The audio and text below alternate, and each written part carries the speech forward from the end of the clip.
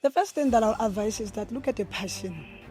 No, if you are an entrepreneur, it's a spirit, it's a calling.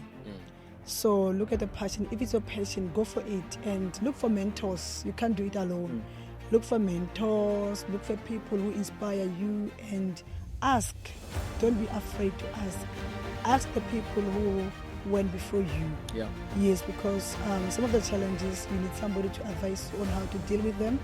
So I'm advising people that if you desire to be an entrepreneur, start, don't fear. Like, even if maybe you don't have money, a little that you have, start with it. It's like it's a seed.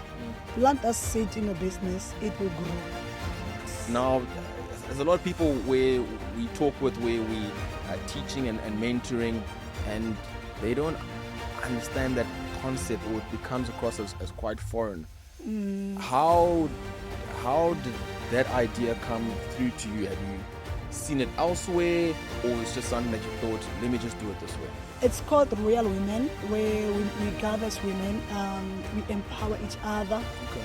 Yeah, in different aspects of life. So that's when I'm able to pick up, because I already know them. Not 100%, but I know that this one I can trust with this part, this one I can trust with this part. I'm not just taking strangers. Yeah. Of course, I look for people who are relevant, who are qualified. But those are the people that I know. I've been with them for quite a while.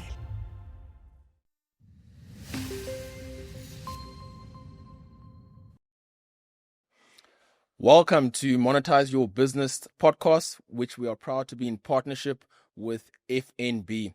I'm your host today, Papa Biz, and I'm very much looking forward to discussing with Florence, who will be our guest today. I'm very looking forward to the discussion that we have. But as you know, before we start, there's some elements that I've been going through this week that I thought that I'd just be able to share with you. I just finished the book, Built to Sell. And what is interesting, and I'll just touch on the beginning point, the whole premise is about the need to build a business with a view that potentially to be able to sell it. And one of the moments that actually hit me is that not everybody's actually looking to build a business to sell. Many people are looking to have a business that they can create a lot of financial success, and so on and so forth. But one of the elements happened is that the gentleman in the book was looking to sell his business, and the investor came to him and looked to understand how his business actually works. And this way it took me aback, because what he communicated to him is that you haven't created any business here. What you've created is a job. You have a job you've created for yourself with staff that you're very unhappy with, in a market where there's many competitors that do exactly what you do. You haven't differentiated yourself at all. And it was quite sobering, because many of us sometimes, we need that to realize what have we actually built. And it just goes back to the thinking of, to begin with the end in mind and see what are we actually building, what systems are we putting in place, what type of people are we having in place, and what niche are we in, and differentiating ourselves from the market. But in any case, that's what I got from that session that I wanted to share, just some food for thought. And we'll move it back to our guest, Florence, who's here with us. Florence, welcome. It's so good to be able to have you here. Thank you so much. Thank you for having me. No problem. So, Florence, I know you're in the beauty and the health business. If you had to describe the type of business that you're in for our audience that's watching, how would you describe that? It's a health and skincare business. We actually dealing with the skin and the body. We actually building the confidence of women, not excluding men as well. Because we also have skin. Yes, so you can't exclude you. Okay. Yes. So it's a health and skincare. We actually manufacture skincare products and that treats different skin conditions, pigmentation, acne, dehydration, Wow. aging. Yes. And we also offer skincare treatments. Like you come to our salon and we do skin analysis, and then we recommend the correct range for your skin, so that you don't just use a product, but you also see results after using the product. Yes. Okay. You said a salon. Where's your salon based? Based in Hammarskraal. Okay. Yes. Okay, nice. When I looked into your background as well, it started off in chemical engineering. So can you talk about that? How did you end up there?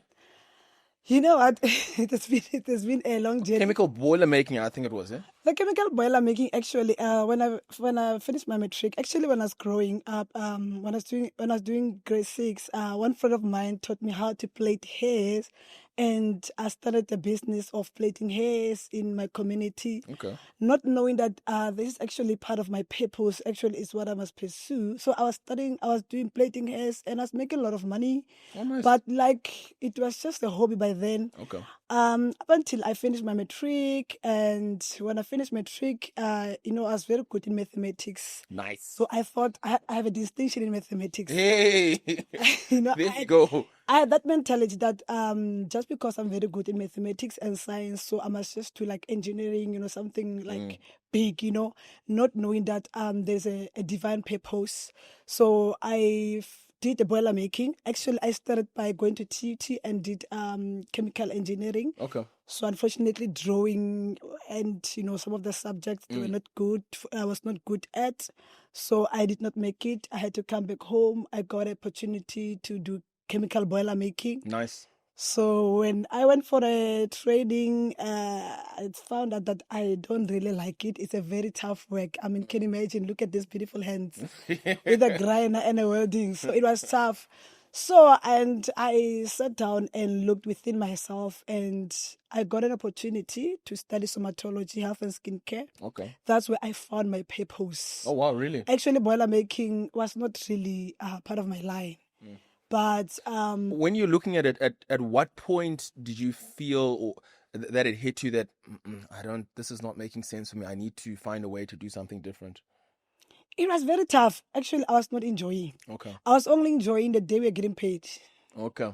And after that Monday, I'm so sad. Yeah, it was very tough, and I did not like working with the work suit, the boots, the welding. It was not really my thing. Okay.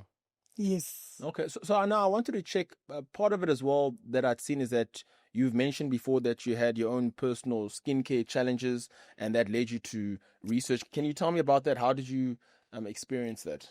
Okay, when I started to study somatology, when I finished the diploma, I now started to work for different skincare brands. I've worked for more than 10 skincare brands. Oh, really? I was moving from brand to brand. Okay. Yes, I've worked with different skin types and, cultures. So when I realized that, the last skincare brand that I worked for, after the contract ended, I was not working, I was at home, and, I was facing so many challenges at home. Because now you're at home, yeah. Yes, and that really affected my skin. I was not looking good, and I said, you know what, I'm a woman. So let me start my skincare brand. Actually, I was inspired by Portia M. Oh, Portia M, yes. And I was inspired by her, even though this thing was in me. But I said, if Portia M could do it, I can also do it. Because when I was growing, I used to have a desire to become a brand of a skin, a brand ambassador of a skincare brand. So I started my products 2019, being inspired by Portia M, although the calling was in me. And the product started to sell, and I continued. How did you get to know about Portia M? Because she can be a very private person. I was working in one of the Pick and Pay in Molatred's, and as a skincare consultant. Okay. So next to my brand that I was selling, it was Portia M. Oh. And I used to look at it and was like, Portia M. My friend is Portia. So I used to call her and say, Portia, there's a Portia M product next to me. You can also start your own product. But I used to look at it always, and I said, she's a black woman, and you know what? If she did it, I can do it. Yes, so I was inspired by then, and then I started it, and it grew. Okay. What was your first product that you started off with, and at what point did you the light switch and thought, maybe this can be a business for me? Actually, I started with the tissue oil, because tissue oil is the easiest one. You don't have to cook and really? oil anything. Yes, you just a man. I wouldn't know. So yeah, but because of the background that I had in the skincare industry, because every brand that I was working for, they were taking us for trainings, and I was so much familiar with the ingredients and what needs to be in the product. So it was not that difficult.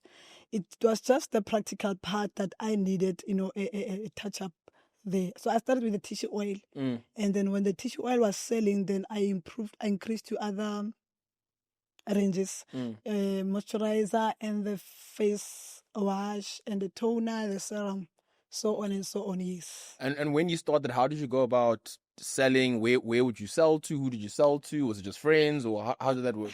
I'm a church girl. Okay. So I'm a leader at church. So I started to sell at church. And people started to tell each other about my product. And besides, because a lot of people, especially my community, they know me that I work with skin. So they trust me when coming to skin.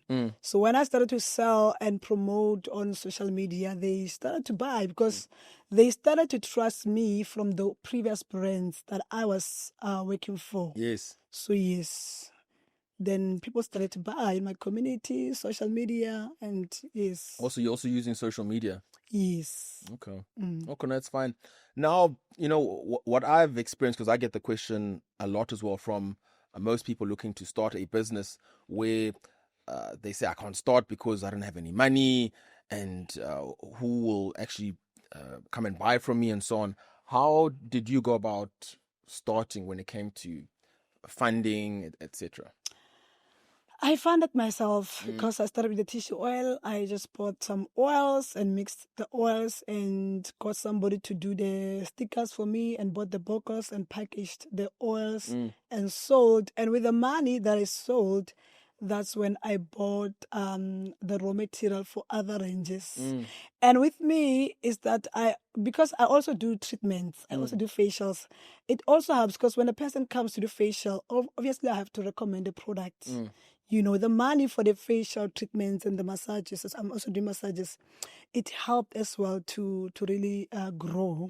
Yes, because with the money, I was able to buy some packages and grow my business. That's actually quite interesting, because basically of the viewpoint that you are using your customers to fund your business. Of course. Now, there's a lot of people where we talk with, where we are teaching and mentoring, and they don't understand that concept, or it becomes across as quite foreign. How did that idea come through to you? Had you seen it elsewhere, or it's just something that you thought, let me just do it this way? The idea of just using your customers to fund your business. Obviously, because I was the only one who was working, I have to pay myself. So I took it like a salary. That I'm taking the salary and reinvesting in the business. Nice. Yes. Nice. That's such an important lesson, because many people, they don't understand, especially in the beginning when you're starting off. Of course. Yeah, of course. So I founded my business. Okay. I've seen as well that you use botanical plants in your production. How does that work? Yes, I'm using botanical extract because I wanted my product to be natural. Because a lot of people, they don't really like the chemicals anymore. So I'm using the botanical extract, like aloe vera, rose geranium, and currently I'm farming a snail. Oh, wow. To use a snail on the product. Yes. Okay. And you're finding like it's causing like a difference, is making the products better? Yes, of course. It repairs the barrier of the skin. Okay, no, that's fine. And in the initial stages, what is the type of feedback that you were getting from customers that was leading you to think, hey, let me pursue this better? Was there always positive feedback? Was there some negative feedback that caused you to make some changes and things like that? In terms of the product, at the beginning, especially after when I started to now increase to some creams and the face washes, because of I did not have much deeper background of the chemical side. I had a background of the theoretical side. The practical side, it was just a treatment. Yeah. But the lab side, the mixing side, it was a bit challenging. Sometimes I'll do a cream and it will separate. Sometimes I'll mix a face wash and it will change the color because I didn't have that much deeper knowledge. But along the way, I studied chemical manufacturing, of course. Okay. Yes, I was incubated by Chemin and I studied chemical manufacturing, which helped me a lot with the chemical side of the product, mixing the product in the lab until I find my final product, and my product is now tested. Okay. Yes, and approved SABS. So now this is interesting because from what I can tell, I mean, you're busy there growing this business, there's customers, then there's also the technical aspect of the chemicals and the formulas and the production. How did you go about balancing the need for the technical side, but also needing to grow the business? I've got some people who are helping me Okay. in the salon. Okay. Yeah, like today, they attending the customers, they're doing facials, and also in the technical side, in the lab, I've got some people who are helping with the packaging of the product and, the formulating, the measurements and so on, because obviously you can't do everything alone. Yeah. Yes. And did you find it easy to find people to have on your team? Was it always smooth sailing? With me, actually, it was a bit easy because I lead an organization of women. Okay. So I take from that organization. What organization of women? It's called Royal Women, where we gather as women. We empower each other. Okay. Yeah, in different aspects of life. So that's when I'm able to pick up because I already know them. Not 100%, but I know that this one I can trust with this part. This one I can trust with this part. I'm not just taking strangers. Yeah. Of course, I look for people who are relevant, who are qualified. But those are the people that I know. I've been with them for quite a while. Yes. So actually then you had built a network. Of course. That you could tap into as well. Of course. When did that start? The organization started in 2013. Okay. 2013, yes. And when it started, what was the idea behind it? Did you think, I'm going to start this network and then one day I'll just filter those I need to into a business that I'll come up with? No, actually, when I started, it was from a passion, to empower women. Because I was seeing that women are going through a lot. I wanted to start them at an early age. It's women of different ages. Yes, it was to empower them in different aspects of life, financially, spiritually, mentally. Yes. Okay.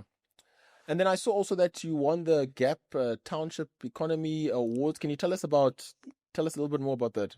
So in 2022, I was just on social media on Facebook and I saw this. There was a competition from Innovation Hub. I said, let me just try, to enter. And I was just trying actually. But I got an email that I was selected on the semi-finalist, that I must send my documents and, some information, and I did. So when they were doing the finals, they were selecting and I won the award. That's unbelievable. How did that feel? What was the experience like? I mean, because now you're going up against the different entrepreneurs as well who also feel that they're also deserving. I mean, what was it like? It was so nice. It was so good because it gave me exposure as well and the opportunity to be incubated at Innovation Hub as well. So it gave me exposure and it also helped me to increase my brand because with the money I was able to buy some of the raw materials, and improve my salon. Yeah, I remember a time when there was a program that we were running for. It was, what was it? It was actually in relation when we first got onto Vusi Tembagwaya's program. That was some time back. Okay. And it was extremely nerve-wracking because now they've set out details and information online and in radio and things like that for everybody to apply. And you're thinking, I'm going to put my hand there, but I mean, it's just my business that I'm running. And it was so validating when we were selected and we think, okay, wow, maybe our business is actually real. Maybe that's when you started trusting yourself. Okay, somebody's recognizing me now. Yeah, I mean, it feels good, doesn't it? It is. Okay, it's good. Okay, so now I wanted to check. Outside of this, how have you experienced the growth in the business? Because now you're talking about having the salon. When did the salon happen? When did you realize that, okay, I need to have this salon now in Hammanskraal? It was a bit challenging at first because I started in the house, doing treatments in the house. And I remember I was broke actually. And one woman in Harankua, I adore her so much. I call her Alzodwa. She said, come. She had a lodge there in Harankua. Nice. So she said, come, I have a room. Come and work here because she was hosting events. Okay. So she accommodated me in her house, and I was doing facial there, and I was able to reach people from Breads, Oh, nice. Rustenburg that side, and Hammarskraal as well. So, but when COVID came, COVID. it really affected me. Hey, COVID. Hey. Yes, when COVID came, it really affected me. I now had to come back to Hammarskraal, and you know what? So I went to there's this place called Renstown. I was renting in Renstown. I was doing treatments over there, and yeah, continuing. So from Renstown, because the place was small, then I had to find another place not far from there. Yeah. That is a little bit bigger, and I'm still in that place. Okay. I find it's often interesting when you in a space you've found a way to make it work, and then you're trying to figure out I might need a bigger place, but then you're also a bit afraid because now there's increased rental, staff, responsibilities. How did you wrestle with that, and how did you get to the point where nope, it's time now, I need to move? Business is a risk. You really need to take a risk, eh? You really need to take a risk, and you have to increase your marketing. Yeah, because the more you market your business, the more sales you're going to make, the more customers are going to come, and the more money you're going to make and be able to pay the rent. Yeah, so I can say that actually the difference was not that much, because there in Restown, it was in a lodge. Sorry, in a guest house, and the place was very expensive. So where I am is a complex. It's big and beautiful, but not that much expensive. Yeah, it was not that a very big difference. Okay. But the space differs. So do you find now, because how I would take it, because this is all retail, but in a large compared to a space where you're talking about now, there should be more traffic where you are now? Where I am right now, I'm actually based in an area whereby, it is on a junction. Okay. Yeah, like people from the mall, they're able to come there over there. People are using public transport. They drop them there, and people from town, it's other sense actually. Yeah. It's actually at the right place, because people from different direction, they drop there. Okay. Over there. Yeah. Okay. The traffic, there are people there. And how do you go about currently marketing and getting new customers and things like that? Okay, word of mouth and social media. I'm not that good yet with social media. I have to find somebody who's helping me with that.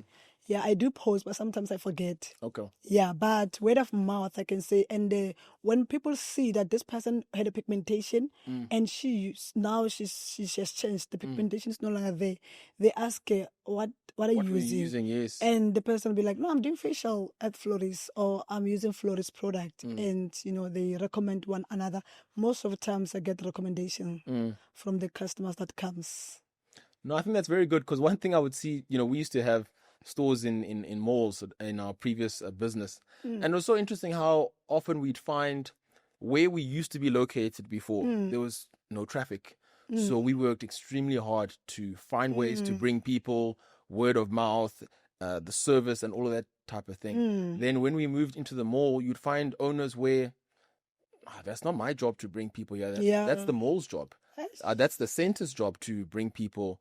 And you'd think, where does this mentality come from? But then we got to see that when you have the same mentality in a busier place, that I'm still going to do service, I'm still going to rely on word of mouth, I'm still going to market, then actually you get the best of both worlds, don't you think? Definitely, because what helped me is that being in this industry before helped me, because what, when I remember I used to work for one of the skincare brands. They had the product was in Edgar's. So they would give me a stall there, and there was a beauty room there at the back. So I had to start from scratch to get my own clientele. Okay. So I had to start from scratch. I would take the flyers, go there, on the floor, and look for customer, give flyers to people. Go there personally yourself? Yes. Wow. Some will throw them away, some will come, and I saw that I have the potential with those brands. So I said, no, if I could build that brand, from zero until to making 10,000 a month. Wow, look at so that. So can't I, do that for myself? Of course, it's not easy and it's a process, but it's doable. Okay. Yes. Okay, that's fine. So now bring me to the point where I want to check with you, what are some of the things that you wish you had known beforehand before embarking on this journey for entrepreneurship? Like, what are some of the challenges that you experienced and you think, yo, I wish I'd known about this before. But anyway, let's figure this thing out. I wish I started earlier, hey? Okay. I wish I started earlier, and I wish that I took that serious. I wish I was aware, that this is my purpose. Wow. Also, in terms of how I used money before, I was going to use it wisely and save it and invest it, Yeah, so that when I start, I know that I have everything in place. But anyway, nonetheless, things happen. It's life. Yes, as long as I manage to start now, it's not too late. Yes. As long as I put effort on it, I will get there. Yes. No, it's good. I mean, one of the things that I've also seen, for instance, is that perhaps I didn't understand or focus enough on earlier on is just the power of my network. Okay. And just being extremely deliberate in terms of who I'd bring into my network. Because I'd find that there's certain things or certain challenges that I experienced later on that I was going through it for too long. Okay. And eventually I'd find somebody who said, no, but this is the way to solve that. And, then I'm going around thinking that I have all of the answers and I don't. I mean, yeah, I don't have that. Definitely is. Okay, so you've also experienced a little bit of that as well. Yeah, I do. Okay. Although, when coming to people who are around me, I'm very much vigilant of who is around me. I'm a person who believes in destiny and purpose. I don't just bring people around. When somebody's close to me, it's either I have something that I'm imparting or delivering in the person's life, or the person is delivering something. When coming to the association, I've always been that person that I want to know who is this person around me. Yeah. Okay. I've also seen that with many business owners, some of them, as they're growing, especially, they struggle with consistency. How do you go about just going forward on a day-to-day basis, even when struggles come through? That is a very challenging part because, when you're an entrepreneur, you have to push yourself. It's the other day you don't feel like waking up, but because of no one is giving you a salary, you have to wake up. So you have to push yourself, whether you feel like it or not like it, but you need to discipline yourself. And the most important thing is that you must have a goal. You must have a vision. You need to know where you want to get to. So the vision is the one that is going to push you to have a daily goal that, if I don't wake up, then what's going to happen? Okay. So you have to push yourself because you are not working for anyone who's going to give a salary month end. So it means if you did not work, you're not going to get paid. So you have to push yourself. You have to be consistent. You have to keep on advertising. You have to, not because you feel like it, but it's a business. It's a baby. You have to grow your baby. Yes. Okay. So then I'll put you on the spot just a little bit then. What goal are you working towards, or what do you have in your mind as your vision? You know what? I want this brand to really go to retail stores. Okay. And not only in South Africa, globally. Currently, we have customers in Saudi Arabia. Oh, wow. Look at that. Yes. One of the lady who is a nurse, she used a product and her friends liked it there. So they started to order our products to Saudi Arabia. We are, importing them to Saudi Arabia. So our vision That's a is different business as well now, exporting out, yeah? Yes, definitely. So our vision is to see ourselves in globally and using a product that is helping people, not just any product, but a product that is helping people, boosting the confidence of people. Okay. The product, it's called Flores, eh? Flores, yes. Flores, okay. Okay, no, that's good. I guess as we're looking to wrap things up here on this end, what I'd like to ask is, what type of advice do you have for, other entrepreneurs that are watching on this channel as they're looking to grow their business? The first thing that I'll advise is that look at your passion. If you are an entrepreneur, it's a spirit, it's a calling. So look at the passion. If it's your passion, go for it and look for mentors. You can't do it alone. Look for mentors, look for people who inspire you and ask don't be afraid to ask. Ask the people who went before you. Yeah. Yes, because some of the challenges, you need somebody to advise you on how to deal with them. So I'm advising people that if you desire to be an entrepreneur, start. Don't fear. Like, even if maybe you don't have money, a little that you have, start with it. It's a seed. Plant a seed in your business, it will grow. Okay. No, that's wonderful. I think on my side, just reflecting on what I've heard here and the points of interest, I think your story, not only is it inspiring, but the one thing that it reminds me of is just the power of representation and how it can actually inspire.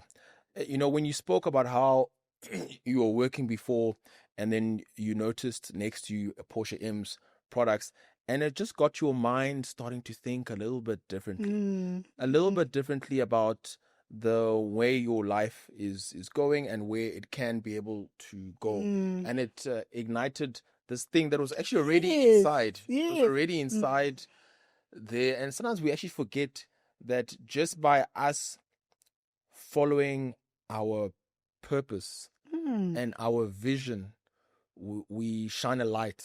True. And that light inadvertently allows others to see the possibilities for themselves. And that's what I've heard in your story. And of course, just the resilience and the importance of, investing in education and learning further, especially in the field that you're in. And you didn't shy away from it. It's very, very impressive. Yes. So I want to thank you for having shared that. I want to thank you for your story. If people are looking to find your products, where can they find their products? And if there's anybody out there who potentially may want to reach out to you for mentorship, where can they get a hold of you on social media and things like that? On social media, we are Florence Health and Skincare. We are in TikTok, Facebook, Instagram. Okay. And our contact details 076 655 6355. Our clinic is in Hammarskraal. Yes, but if they WhatsApp or call us on this number, they're going to find us, or go to our Facebook, they're going to find us and be able to engage further. Okay, wonderful. Thank you so much for the time that you've spent here. It's a wonderful episode. And there you have it.